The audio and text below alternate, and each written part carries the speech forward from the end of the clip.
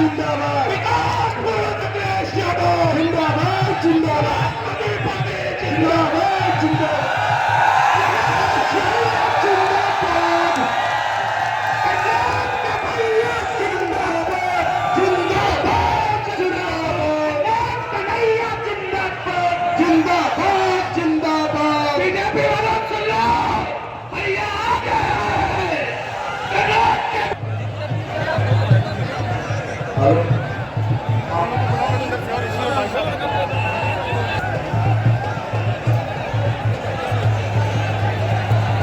विधुना से विधायक पुराने समाजवादी पार्टी के परिवार की बहू आदरणीय रेखा वर्मा जी से हमारा अनुरोध है कि आइए और जोरदार नौजवानों में क्रांति का अलग जगाइए।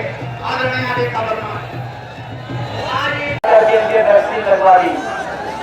ये जितने सरकारी कर्मचारी हैं, प्रेस के लोग हैं, इनके सरकार के लोगों ने दबाव बनाया, वैक्सीन लगवा दी। अब तो यूके के कोर्ट से फैसला लिया गया है कि जिन लोगों को ये वैक्सीन लगी है उनका हार्ट फेल जल्दी हो सकता है, हार्ट की बीमारी हो सकती है।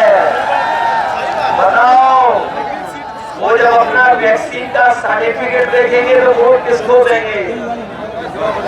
बताओ, भाजपा के खिलाफ वोट डालेंगे कि नहीं डालेंगे? जब वो अपना सर्टिफिकेट, बल्कि हमारे किसानों का कर्ज भी माफ करने का काम होगा।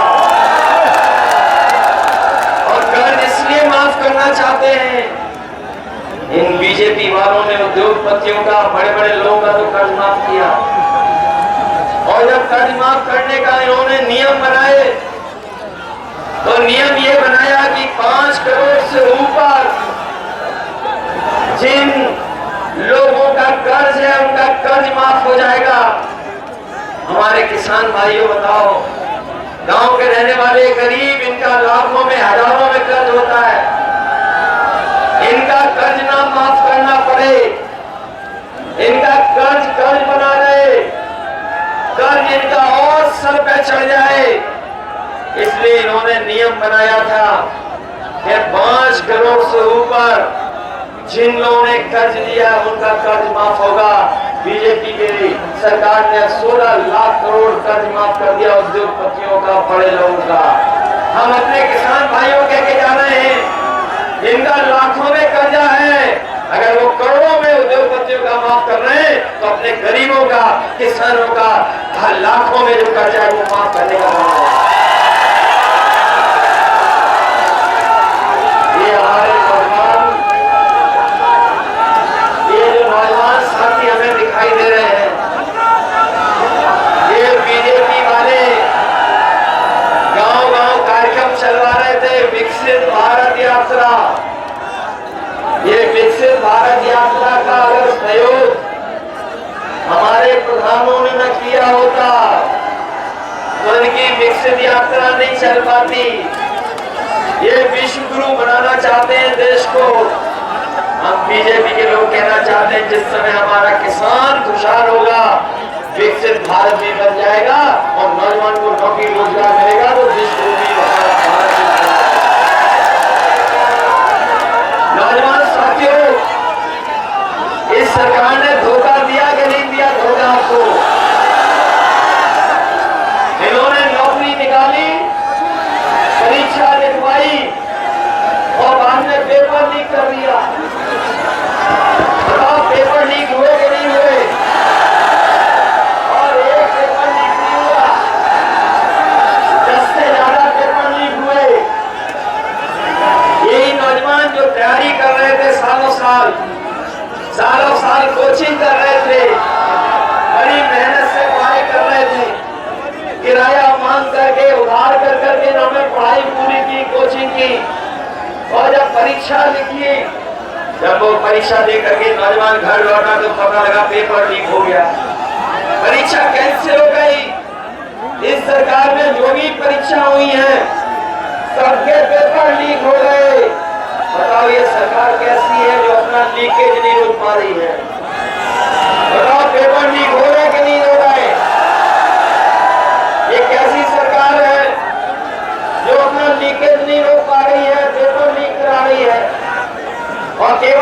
पढ़ लिख नहीं हुए हैं, बल्कि नौजवान जो हमारा दौड़ के भाग के दिन रात तैयारी करता था फौज की, कि उसको फौज में भर्ती मिल जाएगी, पक्की नौकरी मिलेगी और वर्दी पहनने को मिलेगी, देश की रक्षा करने के लिए चला जाएगा, वो नौकरी भी इन्होंने आधी अधूरी कर दी। ये अग्निवीर वाली नौकरी, ये जो आधी अधूरी नौकरी है, हम समाजवादी लोग और इंडिया गठबंधन के लोग कभी स्वीकार नहीं कर सकते हैं।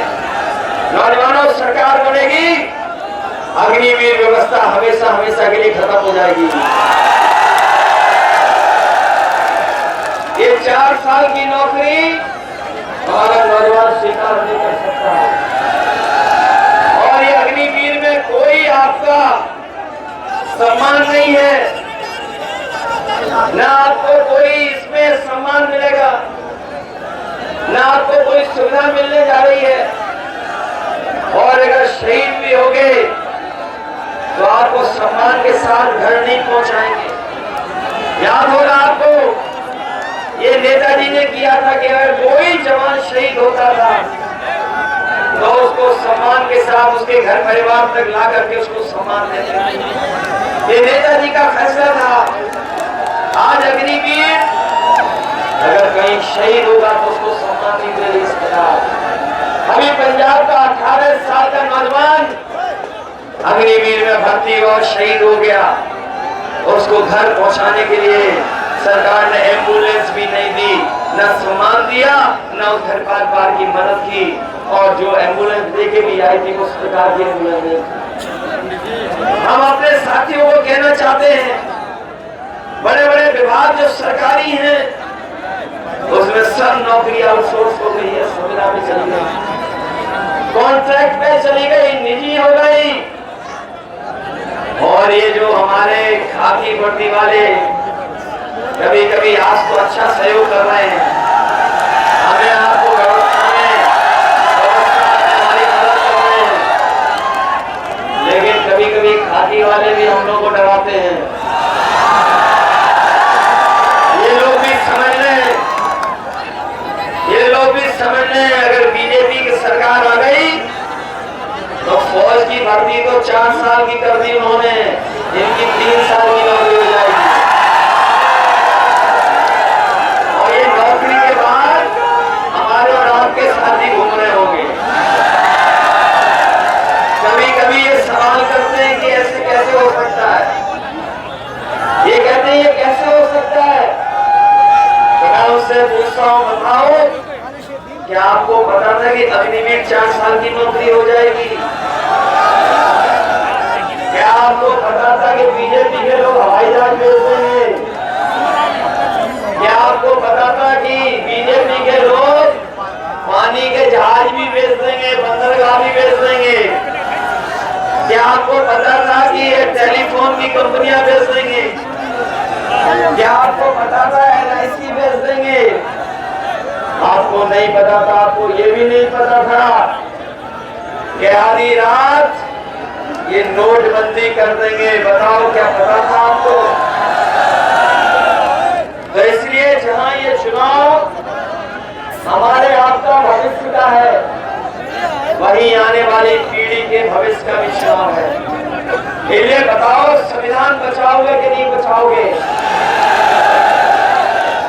ये जो संविधान बाबा साहब भीमराव अम्बेडकर जी ने दिया हम लोगों को, यही संविधान है जो हमें हक दिलाता है, यही संविधान है जो हमें न्याय दिलाता है, यही संविधान है जो हमारी संजीवनी है, यही संविधान है जो हमारे और आपके बीच में गैर बराबरी खत्म करने के लिए आरक्षण हम लोग को देता है।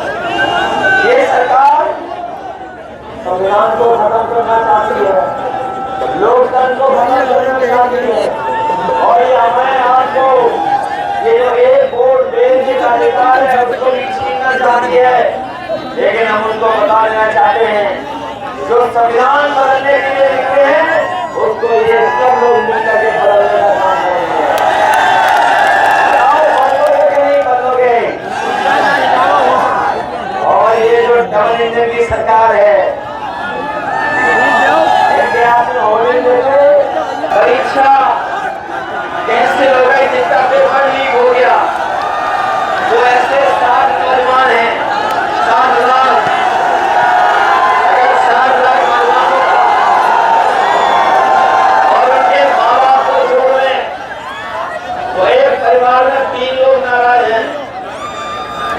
60 लाख का गुणा 3 में कर दें तो 1,80,00,000 हुए। और यही 1,80,00,000 का अगर भाग दे देंगे 80 लोग चुनाव से, तो बताओ इनका 2,25,000 वोट कम हो गया कि नहीं हो गया?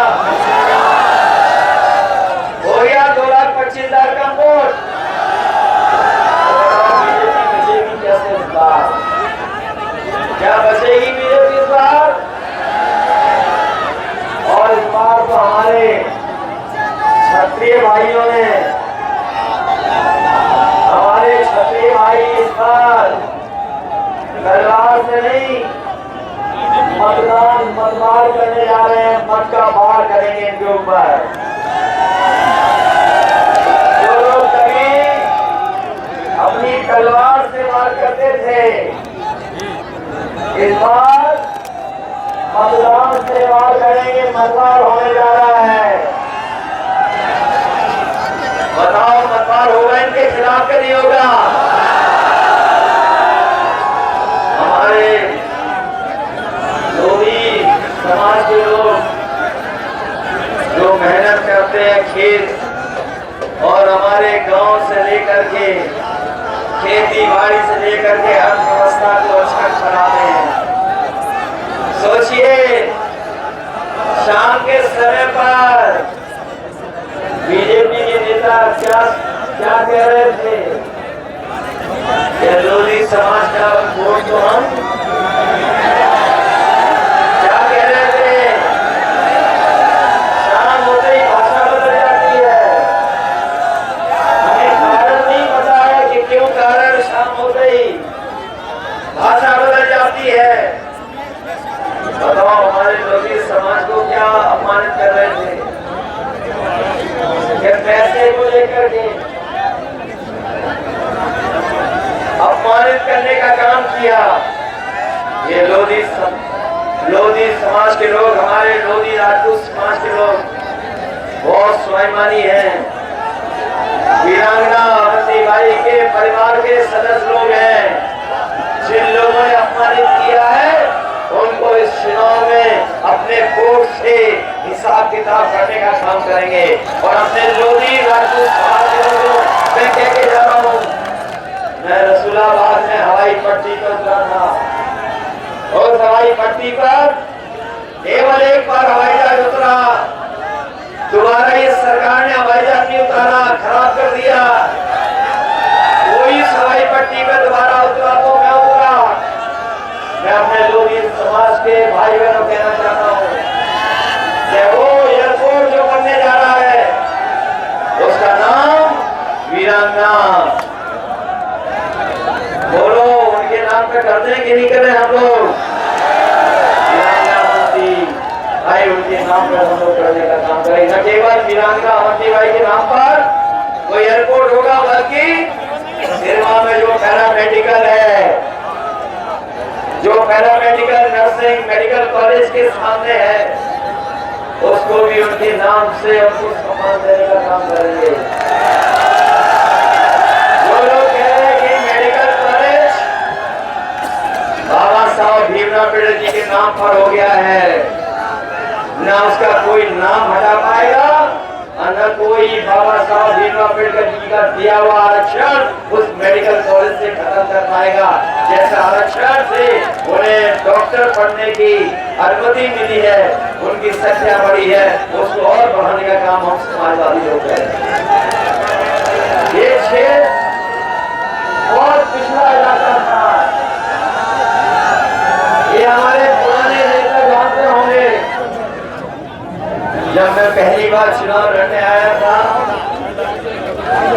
तो सड़कें ऐसी थी जिसकी आप कल्पना नहीं कर सकते। ये हमारे बुजुर्ग लोग जानते होंगे, हसेरन, इंदरगढ़, नादेव जाना, और इस इलाके में जाने में पूरा दिन लग जाता था, एक कोने से दूसरे कोने तक। जब यहाँ के विधायक रहे अनिल पाल जी के पिताजी विजय बहादुर पाल जी, वो जो हमारे साथ चलते थे तो बताते थे कितने दिन उन्होंने भूख हड़ताल की। जाने कितने दिन सड़क बनवाने के लिए भूख हड़ताल करनी पड़ती थी, तब भी सड़क नहीं बन रही थी। अगर किसी ने सड़कों का जाल बिछाया तो समाजवादी लोगों ने चारों तरफ सड़क बिछाने का। जब कभी खड़नी से निकलते थे तो बताओ खड़नी में कितने गहरे गड्ढे होते थे। खड़नी और जब कभी चकुन्ना से जाते थे हम लोग एरवा कटरा या सौदे की तरह, तो बबूलों से अपनी गाड़ियों को धरम देती थी, तब जाकर के निकल पाते थे। बताओ आज शिवराम सौदे एरवा कटरा 4 लेन की सड़क है कि नहीं है? बताओ ये सब सड़कें हो गई ऑर्डिनेंस के लिए हो गई, और जितने तार, जितने ट्रांसफार्मर, जितना बिजली का इंतजाम किया, ये बीजेपी के चुनने के बाद ये सब बिजली आना बंद हो गई। बताइए, बताओ बिजली आना बंद हो गई बीजेपी सरकार में कि नहीं? और बिजली आ भी रही तो बताओ बिल कितना देना पड़ रहा है? और मीटर लगा दिया वो अलग, और जब बिल आता है तो बताओ करंट लगता है कि नहीं लगता है? और बिजली आ नहीं रही है। जितनी समाजवादी ने बिजली बनाई, ये बिजली नहीं बना पाए तो गांव तक पहुंचा पाए। ये बुजुर्ग माताएं, बहनें, नौजवान साथी, पत्रकार बंधुओं, मैं सबसे पहले आप सबका इस चुनावी जनसभा में आए हुए लोगों का बहुत बहुत आभार व्यक्त करना चाहता हूं। मैं देख रहा हूं कि मैदान के चारों तरफ हमें सैनिक दिखाई दे रहे हैं। हमारे मंच के दाएं तरफ जहां समाजवादी पार्टी के नेता कार्यकर्ता है, बड़ी संख्या में हमारे सवेरे भाई बहन भी आए हुए हैं। दाएं तरफ मंच पे भी बड़ी संख्या में लोग दिखाई दे रहे हैं। जहां हेलीकॉप्टर खड़ा है वहां भी लोग दिखाई दे रहे हैं। आज की ये चुनावी जनसभा, ये जो चुनावी जनसभा में समर्थन आप लोगों ने दिया है, जो आप लोग सहयोग करने निकल पड़े हैं, अब इससे तो भारतीय जनता पार्टी का कन्नौज जिले से सफाया होना निश्चित है। मैं देख रहा हूं यहाँ लोगों का समुद्र हमें दिखाई दे रहा है, लोगों का समुद्र दिखाई दे रहा है चारों तरफ। साधन हो नहीं हो तब भी लोग अपने चले आए समर्थन के लिए। मुझे लगता है कन्नौज के लोग, इस बार कन्नौज के लोग देश के जो लोकसभा के चुनाव हो रहे हैं, वहां सबसे बड़ी जीतों में मुझे लगता है कि इस बार कन्नौज भी शामिल होने जा रहा है। ये बीजेपी वाले लोग, मुझे सुनने में आया है कि बीजेपी वाले लोग कुछ देर खुश हो गए थे, कुछ घंटों के लिए बड़ी खुशी मना रहे थे। कुछ ही घंटे खुशी मना पाए हैं। बताओ उनका हाल कैसा है अब?